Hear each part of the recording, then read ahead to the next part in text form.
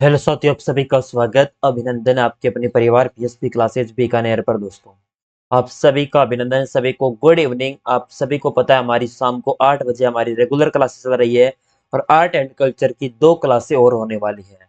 तो कुल मिला के हमारी कला एवं संस्कृति यानी परसों तक हमारी कंप्लीट हो जाएगी कल, और आपके एक क्लास परसों हो जाएगी। तो आपका कला संस्कृति का सारा निपटारा भी हो जाएगा।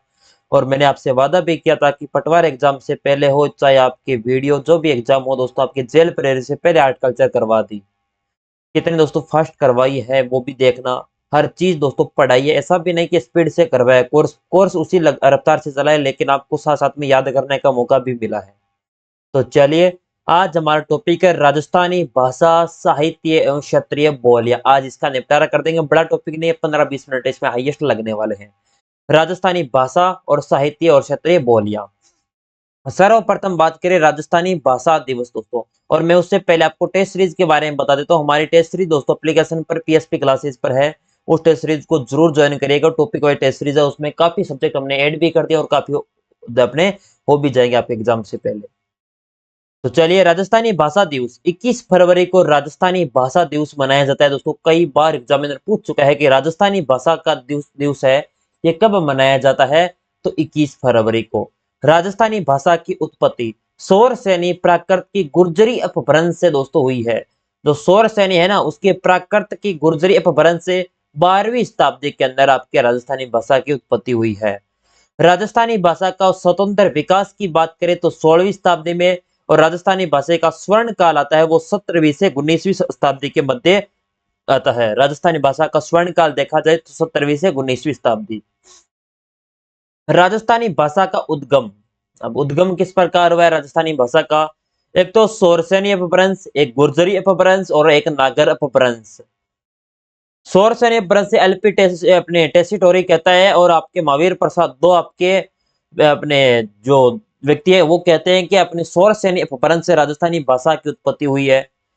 और आपके मोतीलाल मेनारिया और के मुंशी ये कहते हैं कि गुर्जरी अपभ्रंश से राजस्थानी भाषा की उत्पत्ति हुई है।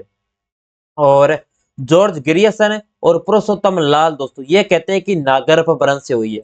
अब आपसे प्रश्न पूछा जाएगा कि सौरसेनी अपभ्रंश से राजस्थानी भाषा की उत्पत्ति किसके अनुसार है, या एलपी टेसिटोरी के अनुसार किस राजस्थानी भाषा का उद्गम किस अपने भ्रंश से हुई है? तो आपको सौरसेनी, गुर्जरी, नागर, इस प्रकार आपको याद रखना है। सौरसेनी एलपी टेसिटोरी और महावीर प्रसाद, गुर्जरी अपभ्रंश में मोतीलाल मेनारिया, के एम मुंशी, नागर अपभ्रंश से जॉर्ज ग्रियर्सन और पुरुषोत्तम लाल। Master capsule. राजस्थानी भाषा की लिपि मुड़िया है, और आविष्कार टोडरमल के द्वारा दोस्तों इस मुड़िया लिपि का आविष्कार किया गया था टोडरमल के द्वारा। और भाषा कौन सी हो जाएगी, सॉरी लिपि कौन सी हो जाएगी? मुड़िया। भाषा के आधार पर राज्य को राजस्थानी नाम देने वाले दोस्तों कौन थे? यानी भाषाई आधार पर राजस्थान का नाम यानी राजस्थानी भाषा के अंदर नाम देने वाले थे जॉर्ज अब्राहम ग्रियर्सन। उनकी पुस्तक है लिंग्विस्टिक सर्वे ऑफ इंडिया। इस पुस्तक में इनका नाम मिलता है। राजस्थानी भाषा का सर्वप्रथम वैज्ञानिक वर्गीकरण भी दोस्तों आपके जॉर्ज अब्राहम ग्रियर्सन करते हैं 1912 के अंदर। ये भी आपको ध्यान रखना है कि जॉर्ज अब्राहम ग्रियर्सन की पुस्तक लिंग्विस्टिक सर्वे ऑफ इंडिया और राजस्थानी भाषा का सर्वप्रथम वैज्ञानिक वर्गीकरण 1912 के अंदर किया जाता है।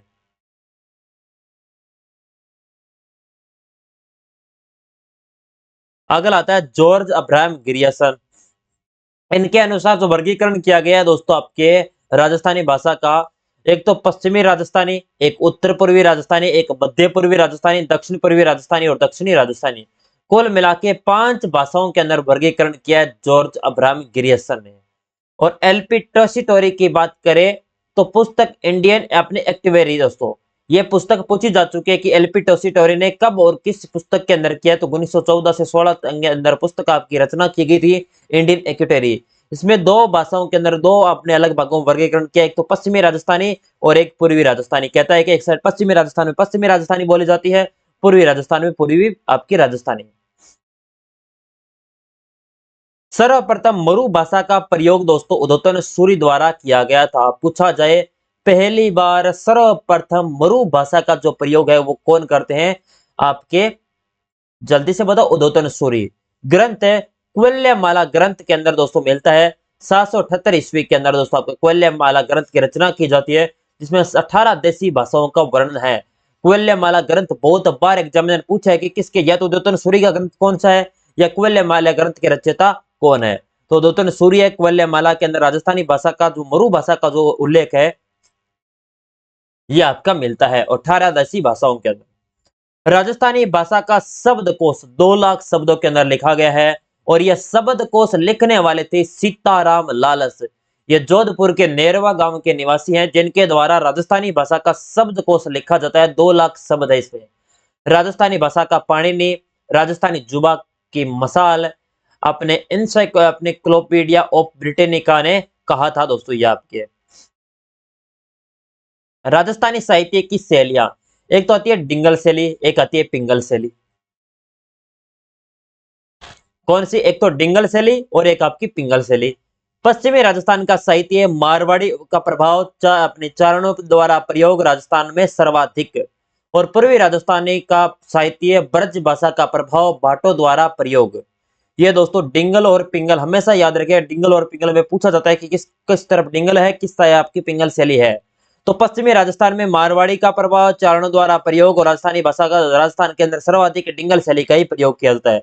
और पिंगल शैली पूर्वी राजस्थान में ब्रज भाषा वाले यानी ब्रज क्षेत्र उसमें भाटों के द्वारा और ये चारणों के द्वारा। तो चारण जाति के द्वारा दोस्तों ग्रंथ रचनाएं की गई है वो डिंगल भाषा के अंदर, और भाटों के द्वारा रचना की गई है वो पिंगल शैली में। आपको विशिष्ट शैलियां, रासो, जिस काव्य की रचना में किसी राज्य की कीर्ति, विजय, युद्धों का, वीरता का वर्णन मिलता है उसे कहते हैं रासो। आपने कई बार हमने दोस्तों महाराजाओं वगैरह अपने हिस्ट्री पढ़ी थी तब मैंने बताया था ना ये रासो अपने ये लिखवाया था दोस्तों। वो आपके रासो यानी अपने राज्य की कीर्ति के बारे में, विजय के बारे में, युद्धों के बारे में वर्णन करने यानी वीरता का वर्णन आपको रासो के अंदर मिलता है। जिस प्रकार पृथ्वीराज रासो चंद्र बरदाई लिखता है, इसमें भी वीरता का वर्णन आपको देखने को मिलता है। बिसल देव रासो ये नरपति नालय के द्वारा लिखा गया है। संगत रासो ये गिरधर आसिया के द्वारा लिखा गया है। खुमाण रासो ये दलपत विजय के द्वारा। ये इंपॉर्टेंट है दोस्तों, इनसे चीजें बहुत बार पूछी है। पृथ्वीराज रासो के रचयिता कौन है? चंद्र बरदई। और आपके बिसल देव रासो के नरपति नालय, संगत रासो के हैं गिरधर आसिया, और खुमाण रासो के दलपत विजय। रासो तो ये हो गया। एक होता है ख्यात। ख्यात भी राजा लिखाते हैं। राजाओं द्वारा अपने सम्मान व सफलता पर विशेष कार्यों का विवरण दोस्तों ख्यात के अंदर मिलता है। नैणसिरी ख्यात मोहनोत नैणसी ने लिखते हैं राजस्थान की सबसे प्राचीन और विश्वसनीय ख्यात कौन सी है? नैणसिरी ख्यात मोहनोत नैणसी के द्वारा लिखी जाती है और सबसे प्राचीन है। मुंडियारी ख्यात राठौड़री ख्यात है ये।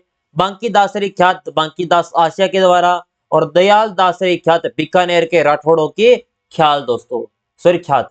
ये आपके अलग अलग दोस्तों, आपके नैणसी की ख्यात पूछ ले, मुंडियार की ख्यात पूछ ले, बांकी दासरी ख्यात पूछ ले, दयाल दासरी ख्यात पूछ ले, ये सारे आपको याद होनी चाहिए।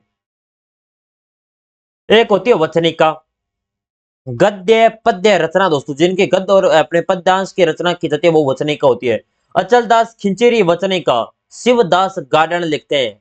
अचलदास खिंचेरी वचनिका कौन लिखता है? शिवदास गार्डन। राठौड़ आपके महेश दसोत की रही वचनिका खीड़िया जग्गा दोस्तों लिखता है। विगत किसी विषय पर विस्तृत इतिहास परक विवरण, यानी आपकी किसी इतिहास के बारे में वर्णन आपको देखा जाए तो विगत के अंदर मिलता है।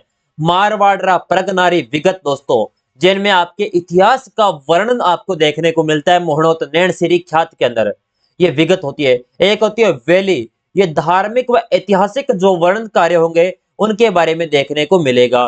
वेली अपने किसन रुक्मणी, यह पृथ्वीराज राठौड़ इसके रचयिता हैं। इसमें धार्मिक ऐतिहासिक कार्यों का वर्णन आपको वेली किसन रुक्मणी अपने वेली के अंदर मिलती है। एक होती है दवा वेत, राजा का गुणगान, राज्य विभव या युद्ध आखेट व अपने नक्सिक वर्णन दोस्तों इसमें आपको मिलता है। वात कहानी के तरह वात कहने और सुनने की विद्या, वीरमदेव सोनगरारी वात पदम नाप लिखते हैं दोस्तों। इसके अंदर आपकी कहानियों से जोड़कर सुनने योग्य एक विद्या के रूप में दोस्तों बनाते हैं। एक होती है मर्ष्या, किसी व्यक्ति विशेष की मृत्यु के बाद शोक व्यक्त करने के लिए लिखे गए दोस्तों क्या कहलाती है? मर्ष्या। भरतेश्वर बाहुबली घोर ब्रजेशन सूरी लिखता है राजस्थानी भाषा का सबसे प्राचीन ग्रंथ है, लगभग 1168 के अंदर जैन साहित्य से संबंध है। एक है भरतेश्वर बाहुबली रास, यह साले बदर सूरी राजस्थानी साहित्य का प्रथम रास ग्रंथ। प्रथम रास ग्रंथ कौन सा है? भारतेश्वर बाहुबली रास। और राजस्थान का सबसे प्राचीन ग्रंथ पूछ लिया जाए तो ब्रजेश सूरी लिखता है भरतेश्वर बाहुबली। राजस्थानी बोलियों का वर्गीकरण, मारवाड़ी, मालवी, ढूंढाड़ी, मेवाती, वागड़ी। अब राजस्थानी भाषा का अलग अलग वर्गीकरण किया गया है। मालवी की कौन सी है, अपने मारवाड़ी की कौन सी है, ढूंढाड़ी की कौन सी है, मेवाती की कौन सी है और वागड़ी की कौन सी है। अब देखो मारवाड़ी की सबसे पहले, मारवाड़ी की उपबोलियां हैं आपकी, एक तो सेकावाटी, एक आपकी डडकी हो गई, एक देवड़ावाटी, गोड़वाटी, गोड़वाड़ी, छेराड़ी, थली, नागौरी, बागड़ी व मेवाड़ी। ये सारी की सारी आपके जो मारवाड़ी क्षेत्र है उसके अंदर यानी मारवाड़ क्षेत्र में बोली जाती है। मालवी, निम्बाड़ी, राठाड़ी, सोड़वाड़ी, पाटवी, रतलामी, उमटवाटी। और ढूंढाड़ी की बोलियां राजावाटी, चौरासी, तोरावाटी, खाटेड़ी, नागरचौल और आपके किशनगढ़ी, अजमेरी और हाड़ौती। और मेवाती में उपबोलियां की बात करें राठी, मेहड़ और कठेर। आपको विशेष जो बोलियां उनके बारे में आगे बता दूंगा, आपको ये याद करनी है। इतनी सारी बोलियां आपको अलग अलग याद नहीं करनी है। सबसे पहले आपके एक बीकानेरी और बच गए ना, मारवाड़ी बोली आती है। मारवाड़ी बोली अबुल फजल व आईने अकबरी के अंदर प्रयोग किया गया है। मारवाड़ी बोली का किसके अंदर है? अबुल फजल का ग्रंथ आईने एक अकबरी, उसके अंदर। प्राचीन नाम है था इसका मरु भाषा। और साहित्य कौन सा हो जाएगा? डिंगल साहित्य में लिखी गई है। राजस्थान में सबसे प्रधान व मानक बोली की दृष्टि से देखा जाए तो यह बोली आपकी सर्वश्रेष्ठ और सबसे प्रधान बोली है दोस्तों। साहित्य विस्तार की दृष्टि से सबसे बड़ी बोली है। और विशुद्ध मारवाड़ी दोस्तों जोधपुर में, एकदम शुद्ध मारवाड़ी का क्षेत्र कौन सा है? जोधपुर।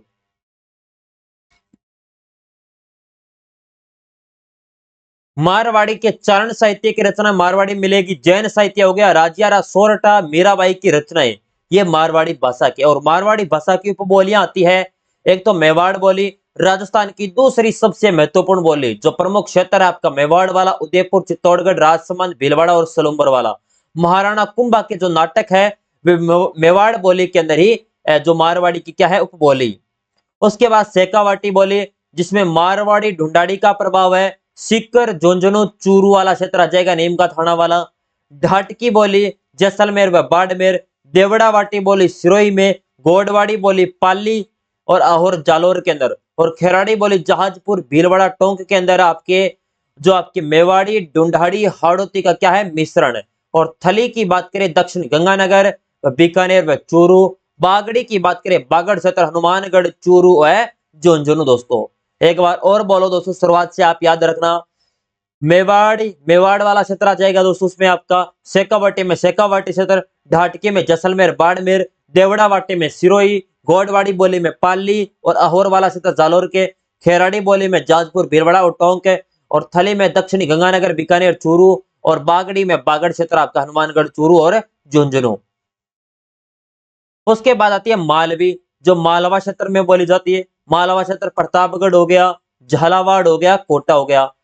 गुजराती व मराठी भाषा का प्रभाव इस पर पड़ा है दोस्तों। तो आप सभी को पता है गुजरात के पास वाला क्षेत्र ज्यादातर आ रहा है, तो गुजराती भाषा व मराठी भाषा का ऑटोमेटिक प्रभाव पड़ेगा। मारवाड़ी और ढूंढाड़ी का क्या है मिश्रण। और जो मालवी बोली है, इसकी उपबोलियां की बात करें तो एक तो है निमाड़ी, जो राजस्थान के जो दक्षिणी भाग के अंदर बोली जाने वाली बोली कौन सी है? निमाड़ी। एक है रागड़ी, राजपूतों में प्रचलित बोली। मारवाड़ी व मालवी का क्या है मिश्रण। और मालवा क्षेत्र को इसके बोली बोली जाती है। और यह किस प्रकार के? एक कर्कश बोली आपकी हो जाएगी। उसके बाद है ढूंढाड़ी, उपनाम है जयपुरी बोली, जहाड़साई बोली। साहित्यिक रूप इसका किसमें? पिंगल के अंदर। संत दादू व उसके शिष्यों की रचनाएं इस ग्रंथ के इस भाषा के अंदर इस आपके शैली के अंदर मिलती है। गुजराती, ब्रज और मारवाड़ी का इस पर सर्वाधिक प्रभाव पड़ा है। क्षेत्र ज्यादातर आपका जयपुर वाला, आसपास वाला, अजमेर, दौसा वाला क्षेत्र आ जाएगा। ढूंढाड़ी की उपबोलियां, एक तो जयपुर के पूर्वी भाग में राजावाटी बोली जाती है। चौरासी बोली जयपुर के दक्षिणी भाग से टोंक तक। तोरावाटी, तोरावाटी क्षेत्र जैसे जयपुर हो गया, सीकर हो गया, झुंझुनू हो गया। काठेड़ी बोली जयपुर के दक्षिणी भाग में। नागरचौल बोली सवाई माधोपुर और टोंक वाला भाग। और हाड़ौती बोली कोटा बूंदी अपने झालावाड़ वाला क्षेत्र। वर्तनी की दृष्टि से सबसे कठिन बोली दोस्तों हाड़ौती बोली है, और केलोंग ने अपनी व्याकरण में हाड़ौती का स्वतंत्र भाषा के रूप में प्रयोग आपका किया था, और सूर्यमल मिश्रण की रचनाएं भी हाड़ौती बोली में देखने को मिलती है। उसके बाद आती है मेवाती बोली। क्षेत्र कौन सा? मेवात, अलवर व भरतपुर वाला क्षेत्र इसमें आ जाएगा। ब्रज भाषा का इस पर सर्वाधिक प्रभाव पड़ता है। पश्चिमी हिंदी व राजस्थानी भाषा के मध्य सेतु बनाने का कार्य दोस्तों यही बोली करती है मेवाती। लालदासी व चरणदासी संप्रदाय के प्रमुख रचनाएं मेवाती बोली में आपको देखने को मिलती है। और दयाबाई और सहजोबाई जो दादू दयाल की क्या है शिष्या, इनके भी दोस्तों रचनाएं मेवाती भाषा में देखने को मिलेगी। उसके बाद आती है वागड़ी। ये वागड़ क्षेत्र हो गया डूंगरपुर बांसवाड़ा वाला। गुजराती और मालवी का इस पर सर्वाधिक क्या है प्रभाव। जॉर्ज अब्राहम ग्रियर्सन ने वागड़ी बोली को क्या कहा था? भिल्ली बोली बताया था। और संत माओ जी के उपदेश भी दोस्तों वागड़ी भाषा के अंदर है, और इसे भीलों की बोली भी कहते हैं, यानी भील प्रदेश यानी भील क्षेत्र में बोली जाती है। इसे भीली बोली या भीलों की बोली के नाम से जाना जाता है। जॉर्ज अब्राहम ग्रियर्सन कहते हैं कि वागड़ी बोली क्या है? भीली बोली है। दहावड़ी उदयपुर वाला, जागृति करौली, अहिरवाटी का बात करें हीरावाटी मराठी बोली, शतराट क्षेत्र, बहरोड मुंडावर यानी खैरथल तिजारा वाला क्षेत्र आ जाएगा। अली बख्शी ख्याल और अहिरवाटी के अंदर दोस्तों। उसके बाद आते हैं माल खेराड़ी मालपुरा और पंजाबी दोस्तों हनुमानगढ़ गंगानगर, ब्रज बोली भरतपुर और धौलपुर क्षेत्र में आपकी बोली जाती है। ये भी आपको ध्यान रखना। माल खेराड़ी बोली मालपुरा, पंजाबी हनुमानगढ़ गंगानगर के अंदर, और ब्रज बोली भरतपुर और धौलपुर। बस इतना ही था दोस्तों राजस्थानी के जो आपके इंपोर्टेंट जो आपकी भाषा आपका क्षेत्र और बोलियां। ठीक है, अब नेक्स्ट क्लास में राजस्थान के लोकगीत कर लेंगे, उसके बाद आपका निपटारा कर लेंगे। ठीक है क्लास दोस्तों, मैंने आपको बोला ना दोस्तों 2 दिनों की क्लास आएगी ना, वो 15-15 मिनट की आएगी दोस्तों, इतना ज्यादा मटेरियल बचा नहीं है, और आपको याद भी हो जाए बस।